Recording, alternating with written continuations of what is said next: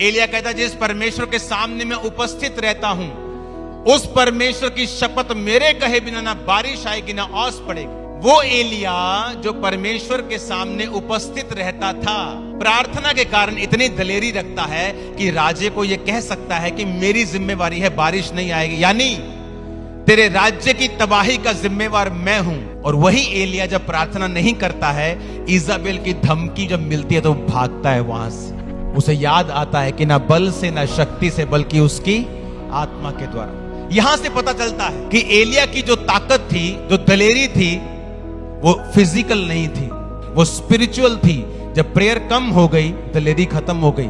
जब इजाबेल ने धमकी दी, भाग गया वहां से। जो राजा से नहीं डरा, उसकी वाइफ से कैसे डर सकता है? लेकिन प्रेयर लाइफ की कमी, शैतान चाहता है कि आपकी लाइफ में प्रेयर की कमी हो, क्योंकि जो कुछ आप चाहते हैं और जो परमेश्वर चाहता है आप नहीं हासिल कर सकते अगर आप प्रेयरलेस हैं। तो वो नहीं देखता आप कितने भारी विश्वासी हैं, कितने अच्छे हैं, कितने बड़े टाइदर हैं, कितने बड़े वॉलंटियर हैं, कितने बड़े पास्टर हैं, कितने बड़े अपोस्टल हैं।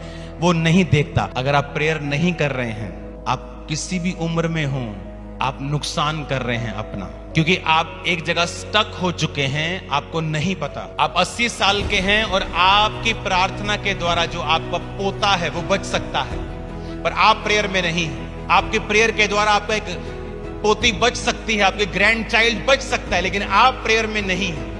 आप उनको काउंसलिंग कर रहे हैं, जबकि आपको पता है ना बल से ना शक्ति से कुछ चीजें जो डेविल से प्रभावित होती हैं लोगों की लाइफ में, वो काउंसलिंग से फ्री नहीं कर सकते आप उनको।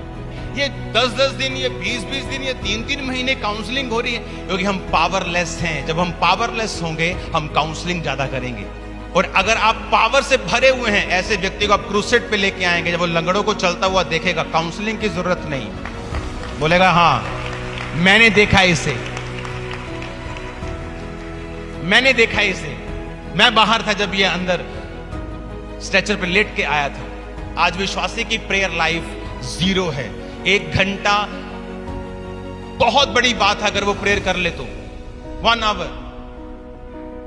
उसे लगता है कि ये तो स्पिरिचुअल आदमियों का खेल है, जिसने आत्मा में बढ़ना है, मुझे जरूरत नहीं है। आपको परमेश्वर की जरूरत अब सबसे ज्यादा है जो दुनिया में हो रहा है।